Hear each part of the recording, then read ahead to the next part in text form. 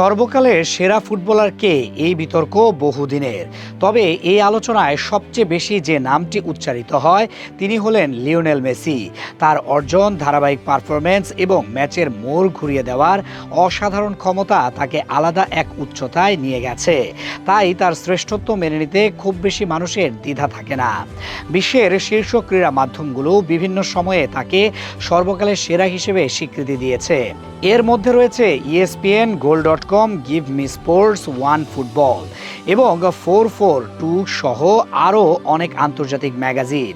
ব্যক্তিগত অর্জনের দিক থেকেও মেসি অনন্য। তিনি জিতেছেন একটি বিশ্বকাপ, 8টি ব্যালন ডিওর, একাধিক ফিফা দ্য বেস্ট পুরস্কার, সর্বাধিক পিচিচি, 6টি ইউরোপিয়ান গোল্ডেন বুট, 5বার বর্ষসেরা প্লেমেকারের স্বীকৃতি এবং 4বার আন্তর্জাতিক টুর্নামেন্টে সেরা খেলোয়াড়ের পুরস্কার। সবচেয়ে বেশি গোলে অবদান, সর্বাধিক ব্যক্তিগত পুরস্কার এবং অসংখ্য দলীয় ট্রফি, সব পরিসংখ্যানই তার পক্ষে কথা বলে। মাঠে তার উপস্থিতি, খেলা নিয়ন্ত্রণের দক্ষতা এবং দলের উপর প্রভাব মিলিয়ে অনেকের চোখে মেসি সর্বকালের 1 নাম্বার ফুটবলার। সবাই যেখানে দিনে দিনে মেনে নিচ্ছে লিওনেল মেসির শ্রেষ্ঠত্ব, সেখানে আর বাকি নেই IFFHS বা international federation of football history and statistics. ফুটবলের ইতিহাস ও পরিসংখ্যান নিয়ে কাজ করে তারা। ফুটবলে যাদের অবস্থান বেশ ওপরের দিকে, এবার সেই ম্যাগাজিন সর্বকালের সেরা 10 জন খেলোয়াড়ের তালিকা প্রকাশ করেছে। আর সেই তালিকায় বরাবরের মতো সবার ওপরেই রেখেছে লিওনেল মেসিকে। এদিকে তাদের ঘোষিত 10 জনের তালিকায় 3 জন জায়গা করে নিয়েছেন আর্জেন্টিনার ও 3 জন ব্রাজিলের। লিওনেল মেসির পরেই আছেন 3বারের বিশ্বকাপ জয়ী খেলোয়াড় পেলে। অনেকের মতেই তিনি সর্বকালের সেরা খেলোয়াড়। তবে ফুটবলের এই সংস্থা তার অবস্থান রেখেছে 2 নাম্বার পজিশনে।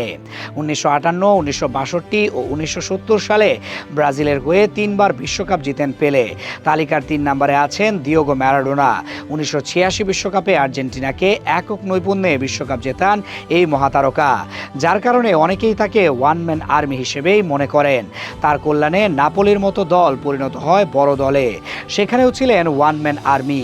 তালিকায় 4 নম্বরে আছেন ফুটবল ইতিহাসের সবচেয়ে বেশি গোলের মালিক রোনালদো। বেশিরভাগ ম্যাগাজিনের কাছেই তার অবস্থান হয় এই 3 বিশ্বকাপ জয়ী তারকার পেছনে।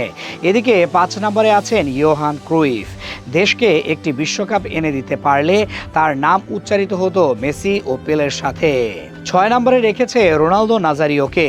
2টি বিশ্বকাপ জিতেছেন তিনি। তালিকায় 7 নম্বরে অবস্থান করছেন ফরাসি তারকা জিনেদিন জিদান। একমাত্র ডিফেন্ডার হিসেবে 8 নম্বরে আছেন ফ্রান্স বেকেনবাওয়ার। তার নামের পাশে আছে 2টি ব্যালন ডিওর। 9 নম্বরে আছেন আলফ্রেডো ডি স্টেফানো ও 10 নম্বরে আছেন রোনালদিনহো।